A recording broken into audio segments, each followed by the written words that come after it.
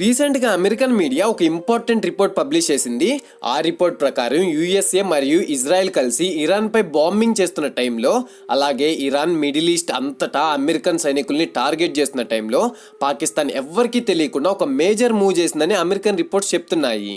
America media ఏం చెప్తుందంటే, Iran యొక్క మిలిటరీ ఎయిర్ క్రాఫ్ట్స్ని పాకిస్తాన్ మిలిటరీ బేస్లో పార్క్ చేయడానికి పాకిస్తాన్ పర్మిషన్ ఇచ్చిందంట. ముఖ్యంగా ఇక్కడ మళ్ళీ నూర్ ఖాన్ ఎయిర్ బేస్ పేరు చెప్తున్నారు. ఈ రిపోర్ట్ బయటకు వచ్చిన తర్వాత డొనాల్డ్ ట్రంప్ కి క్లోజ్ గా ఉన్న అడ్వైజర్స్ చాలా కోపంగా ఉన్నారని రిపోర్ట్స్ చెప్తున్నాయి. వాళ్ళు సోషల్ మీడియాలో ఓపెన్లీ ప్రశ్నిస్తున్నారు. ఈ రిపోర్ట్ గనక నిజమైతే యుఎస్ పాకిస్తాన్ రిలేషన్షిప్స్ దెబ్బతినే అవకాశం కూడా ఉంది. అంతేకాదు పాకిస్తాన్ని మీడియేటర్గా యూజ్ చేయడం అమెరికా చేసిన పెద్ద మిస్టేక్ అవుతుందా అనే డౌట్ కూడా ఇప్పుడు స్టార్ట్ అవుతుంది. ఇప్పుడు నేను మీకు చూపించాలనుకున్నది ఒక ఇంపార్టెంట్ ట్వీట్. ఇది లిండ్సే గ్రాహంకి సంబంధించింది. మీరు చాలాసార్లు ట్రంప్ చుట్టూ ఆయన్ని చూసే ఉంటారు. చాలాసార్లు ట్రంప్ ప్రైవేట్ ప్లేన్లో కూడా ఆయన ట్రావెల్ చేస్తుంటారు.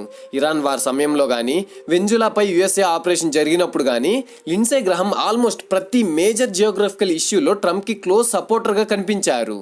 డొనాల్డ్ ట్రంప్కి చాలా క్లోజ్ అడ్వైజర్గా భావించే లిండ్సే గ్రాహం ఇప్పుడు ఈ ఇష్యూపై ఓపెన్లీ రియాక్ట్ అయ్యారు. ఆయన ఒక అమెరికన్ రిపోర్ట్కి చేసిన ట్వీట్కి రెస్పాన్స్ ఇచ్చారు. ఆ రిపోర్ట్ ప్రకారం పాకిస్తాన్ బయటకు డిప్లొమాటిక్ మీడియేటర్లా పనిచేసినా ఎవ్వరికీ తెలియకుండా ఇరాన్ మిలిటరీ ట్రాన్స్పోర్ట్ ఎయిర్ క్రాఫ్ట్కి పాకిస్తాన్ టెరిటరీ యూజ్ చేసుకునే అవకాశం ఇచ్చిందని క్లెయిమ్ చేస్తున్నారు. అంటే యుఎస్ ఎయిర్ స్ట్రైక్స్ నుండి ఇండైరెక్ట్లీ ప్రొటెక్షన్ లభించేలా పాకిస్తాన్ ఎలో చేసిందని అంటున్నారు. దీనిపై లిండ్సే గ్రాహం చాలా స్ట్రాంగ్గా స్పందించారు. ఆయన ఏమంటున్నారంటే, ఈ రిపోర్టింగ్ నిజమైతే మరియు పాకిస్తాన్ నిజంగానే ఇలా చేసి ఉంటే ఇరాన్ మరియు యుఎస్ఏ మధ్య మీడియేటర్గా పాకిస్తాన్ రోల్ని పూర్తిగా ఆలోచించాలి అని చెప్పారు. అంతేకాదు పాకిస్తాన్ డిఫెన్స్ అఫీషియల్స్ గతంలో ఇజ్రాయెల్ గురించి చేసిన స్టేట్మెంట్స్ చూసిన తర్వాత ఈ ఎలిగేషన్స్ నిజమైతే నాకు అసలు షాకే ఉండదు అని కూడా ఆయన అన్నారు. ఇక్కడ ఒక విషయం క్లియర్గా కనిపిస్తుంది. ప్రస్తుతం ట్రంప్ అడ్మినిస్ట్రేషన్ పై ఇజ్రాయెల్ సైడ్ నుండి హెవీ ప్రెజరే బిల్డ్ అవుతుంది. బేసికల్లీ ఇజ్రాయెల్ మెసేజ్ ఏంటంటే, ఇరాన్ వార్ ముగించడం పక్కన పెట్టండి, మీరు మీడియేటర్గా తీసుకొచ్చిన పాకిస్తానే స్ట్రాంగ్లీ యాంటీ ఇజ్రాయెల్ యాటిట్యూడ్ చూపిస్తుంది అని అంటుంది. రీసెంట్గా బెంజమిన్ నెతన్యాహు కూడా పాకిస్తాన్ని ఓపెన్గా టార్గెట్ చేశాడు. ఆయన specifically Pakistan based bot network గురించి మాట్లాడారు. సోషల్ మీడియాలో ఇజ్రాయెల్కి అగెనెస్ట్గా భారీగా ప్రోపగండా స్ప్రెడ్ చేస్తున్న అకౌంట్స్ వెనుక పాకిస్తాన్ నెట్వర్క్స్ ఉన్నాయని ఆయన డైరెక్ట్గా మెన్షన్ చేశారు. ఇప్పుడు అదే నెరేటివ్ని ప్రో ఇజ్రాయెల్ యుఎస్ సెనేటర్గా పేరున్న లిండ్సే గ్రాహం కూడా ఇండైరెక్ట్లీ సపోర్ట్ చేస్తున్నట్లు కనిపిస్తుంది. ఇప్పుడు లిండ్సే గ్రాహం ఇంకొక ఇంపార్టెంట్ పాయింట్ని రేస్ చేస్తున్నారు. ఆయన ప్రకారం పాకిస్తాన్ డిఫెన్స్ అఫీషియల్స్ చాలాసార్లు ఓపెన్లీ ఇజ్రాయెల్కి అగెనెస్ట్గా స్టేట్మెంట్స్ ఇచ్చారు. అందుకే పాకిస్తాన్ సీక్రెట్గా ఇరాన్కి హెల్ప్ చేస్తుంది. ఈ ఎలిగేషన్స్ కనుక నిజమైతే తనకు అసలు సర్ప్రైజే ఉండదని ఆయన చెప్తున్నారు. ఇక మీరు సిబిఎస్ న్యూస్ రిపోర్ట్ చూస్తే అక్కడ మరో సెన్సేషనల్ క్లెయిమ్ కూడా ఉంది. ఒక అనానమస్ యుఎస్ మిలిటరీ అఫీషియల్ తన పేరు బయట పెట్టొద్దు అనే కండిషన్తో మీడియాకి ఒక సమాచారం ఇచ్చాడంట. ఆ సమాచారం ప్రకారం టెహరాన్ నుండి multiple Iran military air crafts పాకిస్తాన్లోని నూర్ ఖాన్ ఎయిర్ బేస్కి పంపించబడ్డాయట. ఈ నూర్ ఖాన్ బేస్ అనేది రావల్పిండి దగ్గర ఉన్న ఒక స్ట్రాటజికల్లీ ఇంపార్టెంట్ మిలిటరీ ఇన్స్టాలేషన్. మీకు తెలిసిందే, రావల్పిండి అంటే పాకిస్తాన్ మిలిటరీ హెడ్ క్వార్టర్స్గా పరిగణిస్తారు. మరియు రీసెంట్గా ఇండియన్ స్ట్రైక్ సమయంలో కూడా ఈ నూర్ ఖాన్ బేస్ అనేది టార్గెట్ అయిందని రిపోర్ట్స్ వచ్చాయి. తర్వాత పాకిస్తాన్ కొంత రిపేర్ చేసి మళ్ళీ ఆపరేషన్ స్టార్ట్ చేసింది. ఇక్కడ ఎలిగేషన్స్ ఏంటంటే, అక్కడ చాలా మంది ఇరానియన్ ఎయిర్ ఫోర్స్ ప్లేన్స్ ఉంచబడ్డాయని అంటున్నారు. ఇది చాలా హ్యూజ్ స్టేట్మెంట్గా మారింది. ఇక్కడ ఇంకొక ఇంట్రెస్టింగ్ విషయం ఏంటంటే, పాకిస్తాన్ ఫారెన్ మినిస్ట్రీ కూడా ఇరానియన్ ఎయిర్ క్రాఫ్ట్స్ పాకిస్తాన్లో ఉన్నాయని ఇండైరెక్ట్లీ అడ్మిట్ చేసింది. కానీ వాళ్ళు ఏమంటున్నారంటే అవి సీజ్ ఫైర్ పీరియడ్లో వచ్చిన ఎయిర్ క్రాఫ్ట్స్ అని, దీనికి మిలిటరీ యాంగిల్ ఏం లేదని వాళ్ళు క్లెయిమ్ చేస్తున్నారు. అయితే అమెరికన్ మీడియా మాత్రం కంప్లీట్లీ డిఫరెంట్గా చెప్తుంది. 1-2 ప్లేన్స్ కాదు, మల్టిపుల్ ఇరానియన్ ఎయిర్ క్రాఫ్ట్స్ పాకిస్తాన్లో దాచారు అని వాళ్ళు రిపోర్ట్స్ చేస్తున్నారు. దీంతో ఇప్పుడు అమెరికా మీడియా మరో బిగ్ క్వశ్చన్ రేస్ చేసింది. డొనాల్డ్ ట్రంప్ మీడియేటర్గా ఎంచుకున్న కంట్రీ అసలు ఏ టైప్ కంట్రీ అని అడుగుతున్నారు. ఎందుకంటే పాకిస్తాన్ మిలిటరీ చైనా మీద ఆధారపడి ఉంది అని ప్రపంచానికి ఇప్పటికే తెలుసు. సుమారు 80% పాకిస్తాన్ మిలిటరీ ఎక్విప్మెంట్ చైనా నుండి వస్తుందని రిపోర్ట్స్ చెప్తున్నాయి. అలాగే ఇస్లామాబాద్కి, బీజింగ్కి చాలా క్లోజ్ ఎకనామిక్ టైస్ కూడా ఉన్నాయి. ఇప్పుడు సిచ్యువేషన్ ఇంకా ఇంట్రెస్టింగ్గా మారింది.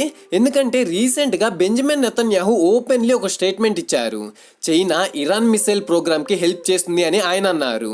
ఇప్పుడు యుఎస్ మీడియాలో పెద్ద క్వశ్చన్ ఏంటంటే అలాంటి సిచ్యువేషన్లో పాకిస్తాన్ని మీడియేటర్ కంట్రీగా ఎందుకు సెలెక్ట్ చేశారు అని. ఎందుకంటే పాకిస్తాన్కి చైనాతో ఎక్స్ట్రీమ్లీ క్లోజ్ రిలేషన్సే ఉన్నాయి. అయితే మీడియేషన్ టాక్స్ మొదటి నుండి ఫెయిల్ అవ్వాల్సిందేనా? మీడియేటర్గా ఉన్న పాకిస్తాన్ ఏ బయాస్డ్గా ఉంది అనే క్వశ్చన్స్ ఇప్పుడు ఓపెన్లీ అమెరికన్ మీడియాలో రైజ్ అవుతున్నాయి. ప్రస్తుతం అమెరికాలో ఒక మేజర్ డిబేట్ స్టార్ట్ అయింది. ఇది ట్రంప్ ఫారెన్ పాలసీ బ్లండర్ ఏనా అని చాలా మంది అమెరికన్స్ ప్రశ్నిస్తున్నారు. ఇప్పటికీ ఒక విషయం అర్థం కాలేంది అనలిస్ట్ చెప్తున్నారు. Trump repeatedly my favourite field marshal అంటూ పాకిస్తాన్ మిలిటరీ లీడర్షిప్ గురించి మాట్లాడడం ఎందుకు అవసరమైంది అనే క్వశ్చన్ ఇప్పుడు మళ్ళీ బయటకు వస్తుంది. అప్పట్లో చాలా మందికి అది స్ట్రేంజ్గా అనిపించింది, కానీ ఇప్పుడు జెన్యూన్గా క్వశ్చన్ చేస్తున్నారు. ట్రంప్ పాకిస్తాన్ పాలసీ వెనక అసలు లాజిక్ ఏంటి అని. ఫర్ ఎగ్జాంపుల్, ఒక యుఎస్ జియోపాలిటికల్ అనలిస్ట్ రీసెంట్ వీడియోలో ఇలా అన్నారు. డొనాల్డ్ ట్రంప్ ఎప్పటి నుంచో అమెరికన్ మిత్ర దేశాలతో కలిసి చేయాల్సిన మీడియేషన్ని చైనాకి క్లోజ్గా ఉన్న పాకిస్తాన్తో ఎందుకు చేస్తున్నారు అని.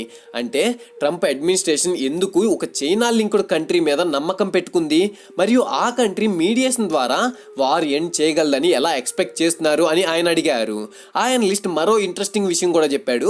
పాకిస్తాన్ ట్రాక్ రికార్డు గురించి ప్రపంచానికి ముందే తెలుసని, పాకిస్తాన్ గతంలో ఇరాన్ న్యూక్లియర్ ప్రోగ్రామ్కి ఇండైరెక్ట్గా హెల్ప్ చేసిందనే ఆరోపణలు కూడా ఉన్నాయని ఆయన అన్నారు. తను ఏమంటున్నారంటే ఇరాన్ తన మిత్ర దేశాలతో కామ్గా చాలా కోఆర్డినేటెడ్గా పనిచేస్తుందని, కానీ యుఎస్ మాత్రం డొనాల్డ్ ట్రంప్ లీడర్షిప్లో తన మిత్ర దేశాలని దూరం చేసుకుంటుంది అని చెప్పాడు. ఫర్ ఎగ్జాంపుల్, యూరోపియన్ కంట్రీస్తో ప్రాపర్ కోఆర్డినేషన్ లేదు అని చెప్పాడు. అలానే మిడిల్ ఈస్ట్లో కీలక పార్ట్నర్స్ అయిన సౌదీ అరేబియా మరియు యుఏఈ లాంటి కంట్రీస్కి కూడా ఎక్స్పెక్టెడ్ లెవెల్లో సపోర్ట్ అండ్ ప్రొటెక్షన్ ఇవ్వలేదు అని చెప్పాడు. ప్రత్యేకంగా యుఏఈ చాలా అప్సెట్ అయిందని, అంతేకాదు కొన్ని రిపోర్ట్స్ ప్రకారం వాళ్ళు ఓపీఈసీ పాలసీస్ విషయంలో కూడా అగ్రెసివ్ స్టాన్స్ తీసుకోవడం ప్రారంభించారని చెప్తున్నాడు. మొత్తానికి ప్రస్తుతం యుఎస్ ఫారెన్ పాలసీపై అమెరికా లోపలే పెద్ద డిబేటే జరుగుతుంది. ఒకవైపు ఇరాన్ తన మిత్ర దేశాల నెట్వర్క్ని స్ట్రెంథన్ చేసుకునే నెరేటివ్ వస్తుంటే, మరోవైపు యుఎస్ మాత్రం తన మిత్ర దేశాలని కోల్పోతుంది. సో ఓవరాల్గా ఇప్పుడు యుఎస్ఏలో ఒక రియలైజేషన్ స్లోగా స్టార్ట్ అవుతున్నట్లు కనిపిస్తుంది. మిలిటరీ ఆబ్జెక్టివ్స్ పూర్తిగా అచీవ్ కాలేదనే విషయం ఒక సైడ్ అయితే, డిప్లొమాటిక్ లెవెల్లో కూడా యుఎస్ఏ చాలా మిస్టేక్ చేసిందా అనే ప్రశ్నలు రేజ్ అవుతున్నాయి. ఎందుకంటే ప్రస్తుతం డొనాల్డ్ ట్రంప్ స్వయంగా చెప్తున్న మాటలు కూడా సిచ్యువేషన్ ఎంత ఘోరంగా ఉందో చూపిస్తుంది. ట్రంప్ తాజాగా ఏమన్నారంటే ఇరాన్తో ఉన్న సీజ్ ఫైర్ ప్రస్తుతం లైఫ్ సపోర్ట్ మీద ఉంది అని చెప్పాడు. అంటే సీజ్ ఫైర్ ఎప్పుడైనా కొలాప్స్ అయ్యే సిచ్యువేషన్లో ఉందని ఆయన ఇండైరెక్ట్గా ఒప్పుకున్నాడు. అంతేకాదు ఇరాన్ పంపిన పీస్ ప్రపోజల్ గురించి మాట్లాడుతూ అది పీస్ ఆఫ్ గార్బేజ్ లాంటిది, నేను పూర్తిగా చదవలేదు కూడా అని ఆయన మాట్లాడాడు. ఇప్పుడు ఈ మొత్తం సిచ్యువేషన్ వల్ల చివరికి బిగ్గెస్ట్ లాస్ ప్రపంచంలో ఉన్న అన్ని దేశాల మీద ఉంటుంది. ఇంకోవైపు స్ట్రైట్ ఆఫ్ హార్మోస్ ప్రాంతంలో టెన్షన్స్ ఇంకా పెరిగే ఛాన్సెస్ ఉన్నాయి. వైలెన్స్ పెరిగిపోతుంది. సామాన్య ప్రజల మరణానికి మరింత పెరిగే అవకాశం ఉంది. ఇప్పుడు చాలా మంది అనలిస్టులు అడుగుతున్న ప్రశ్న ఏంటంటే, యుఎస్ఏకి మీడియేటర్ అవసరమైతే జెన్యూన్లీ న్యాచురల్గా మీడియేషన్ చేయగలిగే కంట్రీని ఎంచుకోవాలి, లేకపోతే డైరెక్ట్గా ఇరాన్తోనే టాక్స్ జరుపుంటే ఇంకా బెటర్ అయ్యేది అని అంటున్నారు. ఎందుకంటే పాకిస్తాన్ సిచ్యువేషన్ చాలా దారుణంగా ఉంది. ఒకవైపు ఇరాన్ వాళ్ళ పొరుగు దేశం కాబట్టి టెహరాన్తో రిలేషన్స్ బ్యాలెన్స్ చేయాలి, మరోవైపు యుఎస్తో కూడా రిలేషన్స్ మెయింటైన్ చేయాలి. ఈ బ్యాలెన్సింగ్ యాక్ట్ వల్ల చివరికి పీస్ టాక్స్ అనే ఎక్కువగా డ్యామేజ్ అయ్యాయని క్రిటిక్స్ అంటున్నారు.